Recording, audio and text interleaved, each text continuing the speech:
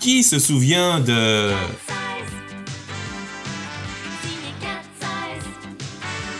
Bonjour à tous et bienvenue sur Chronique Pop. Planquez vos bijoux de famille car les 4 débarquent dans un format plus complet et bien plus long que les 4 minutes indigentes autrefois accordées par cette chaîne. Alors, quelle est l'histoire de cette série animée adaptée d'un manga? Quelle en est mon analyse? Comment ça se termine et pourquoi c'est culte? Retour sur une initiation à l'histoire de l'art et au bondage sentimental. Alors, Cat's Eyes à la manque, on arrête ce jeu de massacre imbécile? T'as enfin sorti ton trou. Ça fait un moment que je t'attends, Cat's Eyes. C'est suite à la succession d'heureux hasards que Cat's Eyes a été créé. En effet, bien que son créateur Tsukasa Ojo se prédestine à une autre carrière, il participe au concours de manga organisé par Tezuka pour financer ses études de commerce. Son Space Angel remporte la seconde place du concours, motivant le magazine Shonen Jump à l'engager pour quelques one-shots. L'un d'eux se fera remarquer. Son titre, Sexy Dynamite Girls. Tsukasa Ojo vient de frapper fort, et on le sait, Shonen Jump a le flair pour dénicher des concepts porteurs. La revue demande donc au mangaka de développer ce one-shot. Pour cela, Tsukasa Ojo reprend des ingrédients qu'il apprécie. Le mangaka aime les héros moralement ambigus et les intrigues impossibles. Il s'inspire dès lors des romans de Maurice Leblanc et de son célèbre gentleman cambrioleur Arsène Lupin. C'est le plus grand des voleurs. Oui, mais c'est un gentleman. À quelques détails près, puisque ce sont des femmes qui seront au cœur de l'intrigue. À l'époque, c'est dans l'air du temps. Une série portée par un trio d'héroïnes connaît un succès planétaire. Charlie's Angels. Bonjour les filles. Bonjour Charlie. 3 drôles de dames missionnées et renseignées par un homme mystérieux. Le début des années 80 est aussi marqué au Japon par l'émergence du phénomène des idols.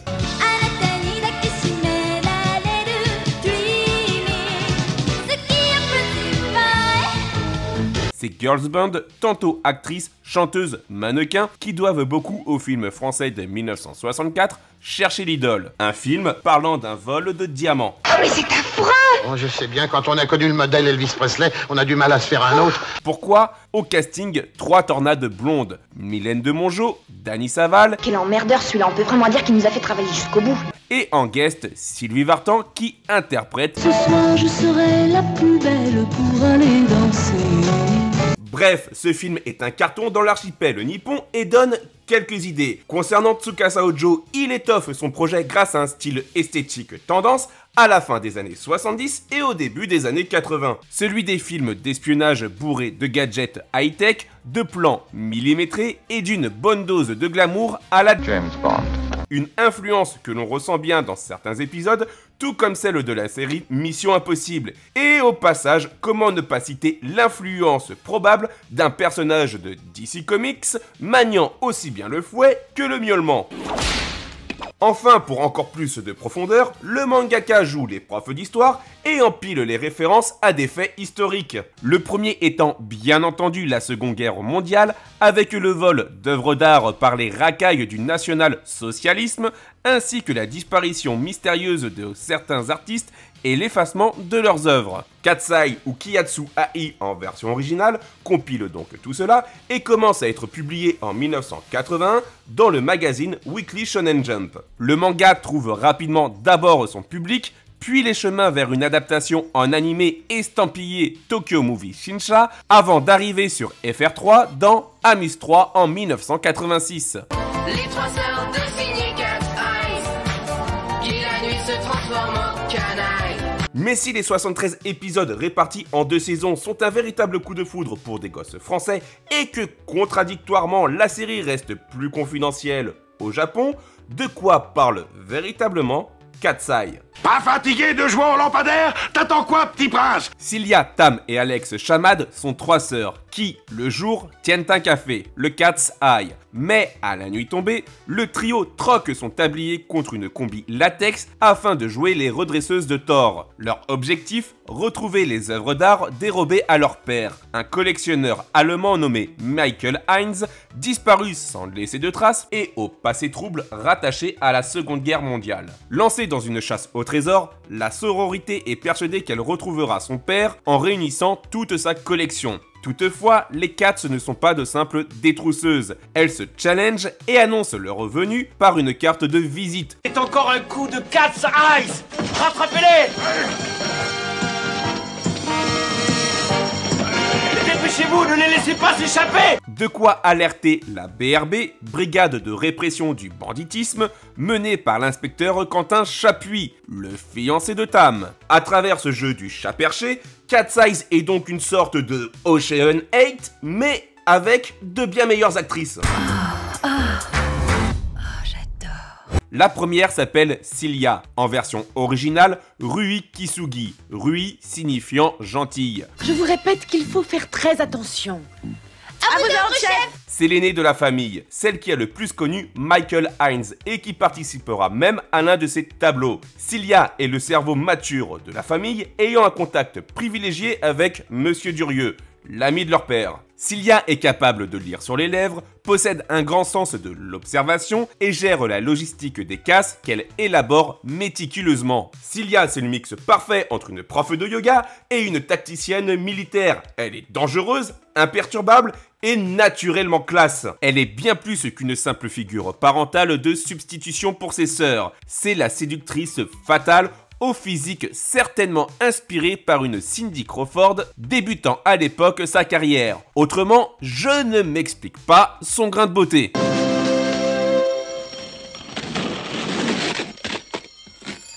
Ensuite, il y a la Benjamine, Alexia, en version originale Ai Kisugi, Ai signifiant en japonais amour. Elle, c'est l'étudiante technophile adepte de gadgets capable de pirater la NASA, bien pratique pour rendre chaque casse spectaculaire. Alex est enjouée, drôle et sait détendre l'atmosphère par son insouciance. Sans doute un moyen pour dissimuler sa profonde tristesse, puisque Alex est la seule à ne pas avoir connu son père. La cadette Tam complète la famille Chamad, en version originale Hitomi Kisugi, Hitomi signifiant œil. Je m'appelle Tamara, Tamara mais à la voile. Tam est sans nul doute la leader des Cats dans cette adaptation. C'est l'exécutante charismatique, à la fois agile, intelligente et pleine de compassion. Immature et jalouse, elle sert tout aussi souvent d'appât qu'elle ne jongle entre une double vie. Être une cambrioleuse fiancée à un flic qui la traque sans le savoir et qui est le punching ball narratif de cette histoire.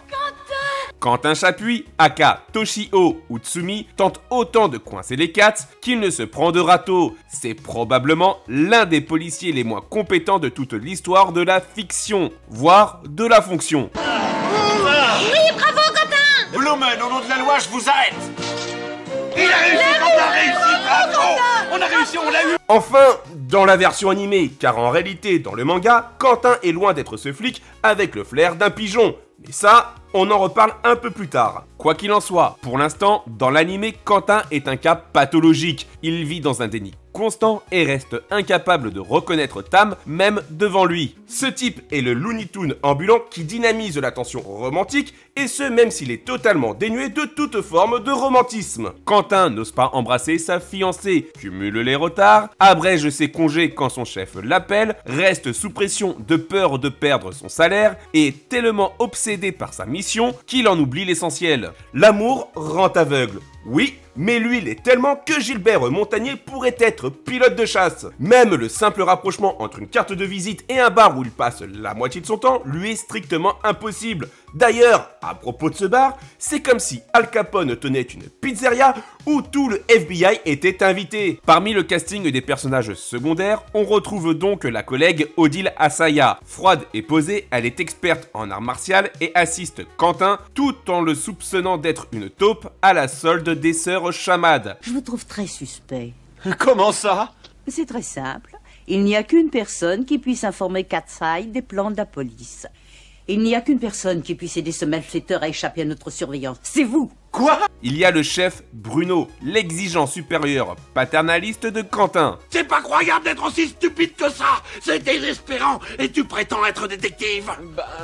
C'est tout ce que tu trouves à dire? Tu devrais avoir honte de toi. Combien de fois tu les as laissés s'échapper? Écoute-moi bien, si tu les laisses s'échapper encore une fois, tu vas avoir de sérieux ennuis et je te ferai muter et tu as des retenues sur ta paye. Monsieur Durieux, lui, est l'indique des Cats. Autrefois ami de Michael Hines, il gère désormais l'immense fortune de ses filles. Enfin, pas si immense que cela comparé aux ados du club BCBG. Parce qu'après tout, c'est vrai, les Cats ne disposent entre autres que d'un golf privé et d'une société pharmaceutique capable de racheter tout le marché japonais. Tuez-les, pas de quartier.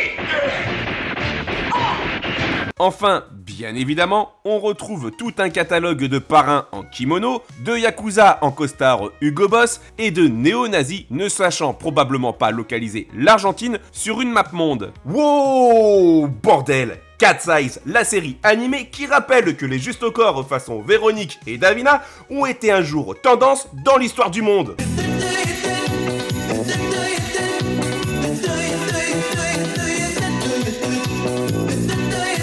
Et on a même les scènes de douche.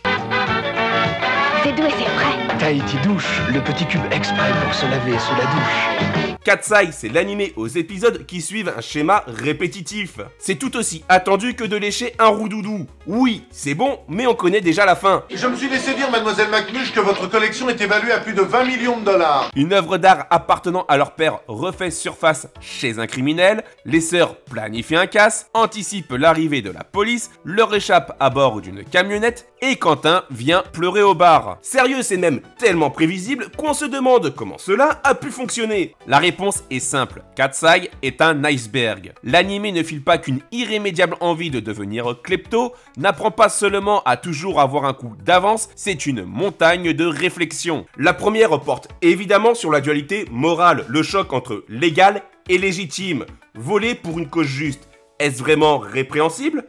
Vous avez 4 heures. Ce paradoxe brouille les frontières du bien et du mal. L'histoire est complexifiée. Ces Robin des Bois du marché de l'art volent pour la famille. Casino, musée, manoir, c'est la Casa del Papel sans les masques moches. Elles assurent n'ont pas besoin d'une équipe de 15 et encore moins de discours pseudo-intellectuels sur le capitalisme. La seconde question porte sur les secrets de famille. Les sœurs Kisugi sont prêtes à tout pour lever le voile et retrouver leur père. Leur unité familiale est un moteur, elles n'agissent que pour la vérité et en toute transparence. Les Cats ne sont pas de vulgaires malfrats, elles sont solidaires, avertissent, séduisent, nous placent comme complices et ridiculisent les forces de l'ordre avec brio. Le troisième thème est bien entendu celui de l'amour impossible. Le lien entre Quentin et Tam constitue le fil rouge émotionnel qui nous questionne. Quelle est la place de la confiance dans un couple ?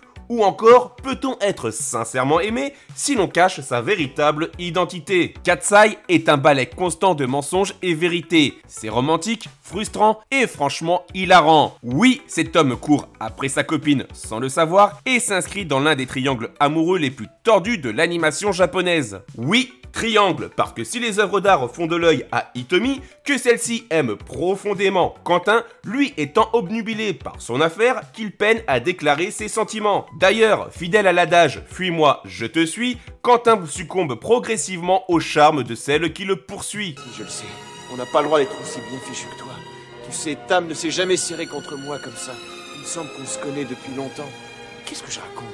Je suis inspecteur de police, je rêve. C'est une montagne russe pleine de suspense qui permet de comprendre que des vies contradictoires sont souvent difficiles à concilier. Enfin, comment parler de Cat's Eyes sans évoquer la place de l'histoire ainsi que son interprétation? On va se le dire, Cat's Eyes est une œuvre profondément engagée, le tout grâce à l'ombre d'un seul homme, celle de Michael Hines. La vie de Michael Hines est celle d'un homme qui se cache pour échapper à un syndicat du crime néo-nazi. Il a été formé aux Beaux-Arts, a connu la montée du national-socialisme et a lutté contre les récupérations du Troisième Reich. À cet égard, Michael Hines est donc une sorte de Monument Man. Une escouade créée par le général Eisenhower est missionnée pour accompagner les Alliés lors de la Libération afin de récupérer les œuvres d'art dérobées. Quant à savoir comment Michael Hines a fui l'Allemagne pour le Japon, l'occasion s'est présentée lors d'une commande d'étiquettes de bouteilles de vin pour l'Empire du Soleil Levant. Michael Hines s'y est réfugié, a rencontré l'amour, le tout avant de devoir à nouveau disparaître pendant l'enfance de ses filles. Grâce à Katsai, Tsukasa Hojo dénonce aussi subtilement que le Japon a fait partie de l'Axe. Et tout comme l'Allemagne, ce pays a largement contribué à piller des pays d'Asie lors de son expansion.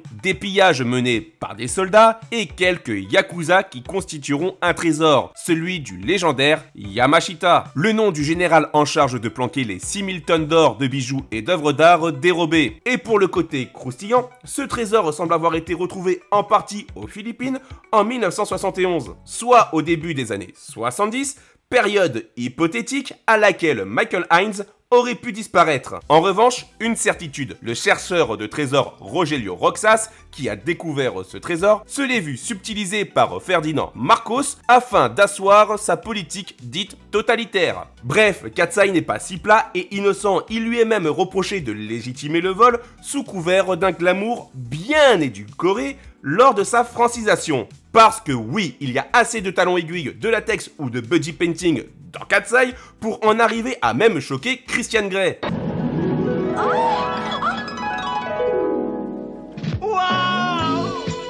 Et quoi de plus normal? C'est initialement une œuvre pensée pour de jeunes hommes japonais et non destinée à un public d'enfants français. D'où une autre problématique, sa traduction. Difficile de ne pas la souligner. Des mafieux en kimono, des kanji omniprésents, des décors typiques japonais et on tente pourtant de nous vendre tout ça comme français. Ce sympathique gentleman est donc Isidore qu'à tout prix. Elle commence à me courir, on dirait un pékinois derrière un os de gigot. Sans oublier non plus que les malfrats portent des numéros en guise de patronyme. Ce salaud de 107. 107, c'est quoi? C'est le code du voleur? Exact, il y a un avis de recherche et 23 plaintes. Enfin, une autre critique accable la série animée, celui de son parti pris qui la différencie grandement du manga original. Ainsi, quand l'humour est bien plus important dans le manga, l'animé fait lui la part belle à l'émotion. Accroche-toi bien à moi, surtout ne me lâche pas. Au niveau des personnages, il y a aussi un bon nombre de changements. Par exemple, dans le manga, Cilia est souvent suspectée par la police, laissant dès lors le lead à Tam. Contrairement à l'animé, c'est elle qui se déguise en homme, troublant ainsi Odile Asaya, qui tombe sous son charme. Le personnage d'Odile Asaya a même un traitement plus poussé dans le manga. Elle est plus féminine et en pince pour Quentin, de quoi alimenter une forme de jalousie et de rivalité avec Tam. Il va bientôt me rattraper.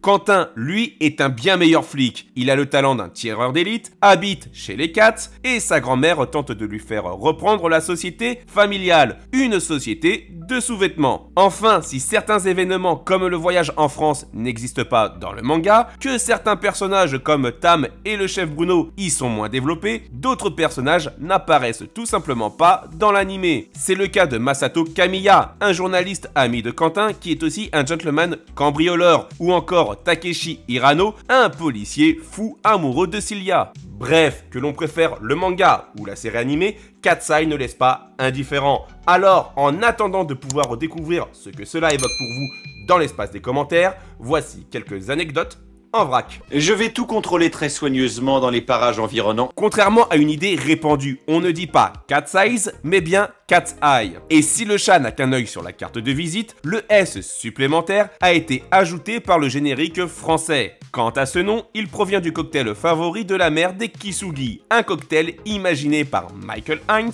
et dans lequel un œil de chat brille quand la boisson est éclairée par un soleil couchant. Niveau musique, mention spéciale, la bande son jazzy est une pépite. Elle est l'œuvre du compositeur Kazuo Otani et permet de nous transporter dans un univers où tout est plus classe.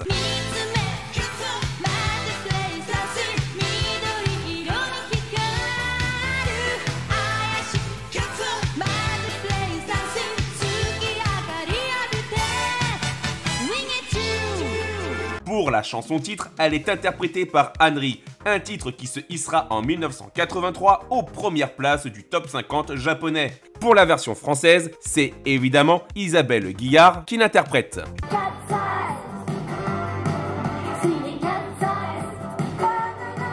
les génériques français et japonais sont différents. Ainsi, si pour nous il est bien moins sexualisé, celui original rend pleinement hommage au film des années 70. Cat's Eye a connu 2 adaptations en live action. Avant la série la plus coûteuse de l'histoire de TF1, il a été adapté en téléfilm en 1988 et au cinéma en 1997. Il existe aussi une adaptation théâtrale ainsi qu'un jeu immersif au musée du Louvre. Cat's Eye n'est pas que le seul monument de Tsukasa Ojo. Le mangaka est aussi derrière Cynthia Hunter, aka Nicky Larson.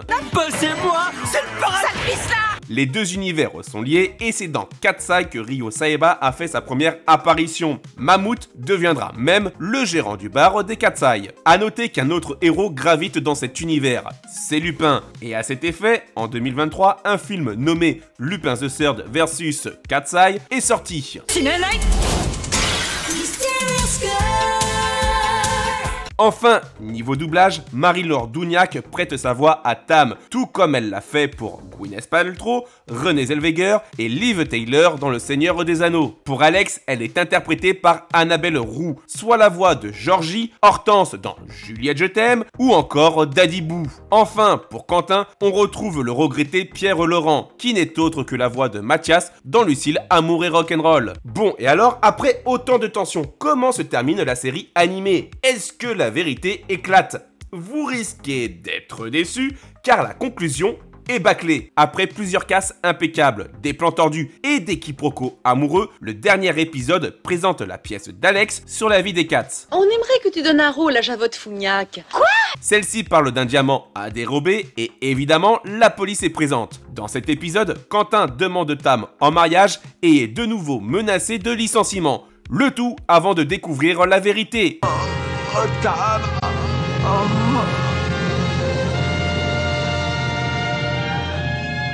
Ou presque. La fin est précipitée et aussi ouverte que frustrante. On pense enfin pouvoir avoir toutes les réponses, mais il n'en est rien. Du génie, oui, du génie, en totale adéquation avec l'esprit de la série. Car après tout, c'est quand on pense enfin avoir capturé les Cats qu'elles arrivent encore à nous échapper. Du coup, si on est en quête d'une conclusion plus aboutie, autant se tourner vers le manga. Ici, on apprend que Michael Hines a construit un musée d'art au Japon, qu'il a pris des élèves allant le trahir et lui voler ses tableaux pour se les approprier. De plus, on apprend aussi que Michael Hines a un frère jumeau l'ayant vendu au syndicat Cranaf. Ce frère s'offrira une rédemption en incendiant un musée avec tout ce qui reste du syndicat et lui à l'intérieur. De plus, on apprend que les Cats ont réuni tous les tableaux, que Tam a avoué son identité à Quentin, qu'elle est partie aux États-Unis pour rechercher son père et qu'une méningite lui a fait perdre la mémoire. Le tout avant d'être rejointe par Quentin qui a démissionné et appris que le chef Bruno connaissait l'identité des Cats.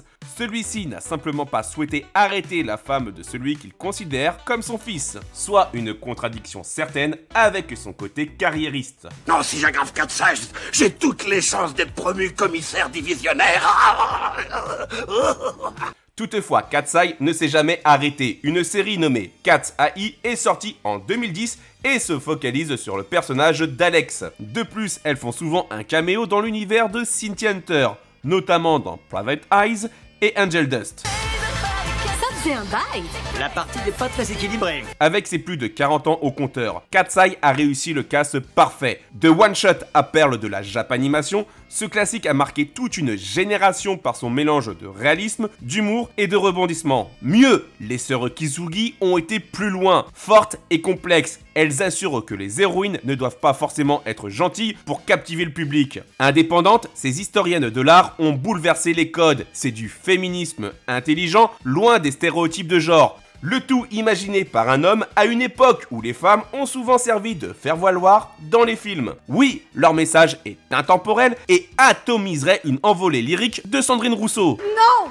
Tu ne gagneras pas avec un steak! Reflet des années 80, c'est chic, élégant, créatif et foutrement beau. Ce qui explique certainement en partie pourquoi cette série continue de séduire, d'inspirer et de fasciner. Difficile de ne pas se dire que les Cats ont pu servir de modèle à de nombreux films et séries. Preuve en est le personnage du Cat dans le dessin animé français Totally Spies, un voleur masqué agile qui ne se déplace que la nuit et en quête d'un diamant nommé l'œil de chat. Ou encore le personnage de Sabrina dans Max et compagnie qui ressemble fortement à Tam, travaille elle aussi dans un bar et a une relation tumultueuse avec Max. Alors, est-ce que j'ai aimé Cat's Eye? Franchement, comment ne pas être pris? Sa classe ferait pâlir n'importe quelle James Bond girl. C'est intelligent, truffé d'humour et de tension, sans occulter aussi le contexte historique sinistre. Donc, quitte à surprendre, merci TF1 d'avoir remis sur le devant de la scène cette série. Oui, j'applaudis votre prise de risque, à l'exception d'une relecture militante à l'origine d'un bon nombre d'inexactitudes. Je vais me les faire. Qu'importe que mon avis déplaise et que la qualité des acteurs et actrices castés arrive à me convaincre. Cat's Eye a toujours nourri la frustration, mais n'a jamais eu besoin d'être woke pour être engagé. C'est tout le contraire, c'est une œuvre qui prend l'histoire comme elle est, avec ses travers sans jamais la javeliser. C'est une œuvre qui montre le combat de trois femmes assumées, affirmées et fatales, en quête de véracité dans un microcosme masculin. Oui, c'est elles qui tiennent le bar, elles qui mènent la danse, et bien qu'Alex se tape une coupe à la garçonne, elle aime les hommes, à tel point que dans le manga, son petit ami se nomme Benjamin et souhaite devenir policier. Regarder cette série m'a donc rappelé que, malgré la modernité, les temps n'ont pas autant changé, que l'art tente d'être effacé car qualifié de dégénératif par idéologisme, et que l'histoire est réappropriée ou réécrite sous couvert d'un évolutionnisme négationniste. C'est bien plus simple que de tenter de faire mieux en créant quelque chose de nouveau, à moins, bien évidemment, que cela ne serve qu'un unique dessin. On peut exterminer toute une génération, raser les maisons des gens, ils les rebâtiront. Mais si vous détruisez leur mémoire, leur histoire, c'est comme s'ils n'avaient pas existé. Comme s'ils n'étaient que poussière. C'est ça que veut Hitler. Et c'est à ça que nous devons nous opposer. Bref, quoi qu'il en soit, ceci n'est que mon avis. Et quant à nous, on se retrouve prochainement pour une autre review d'un animé qui réveillera de sérieux souvenirs.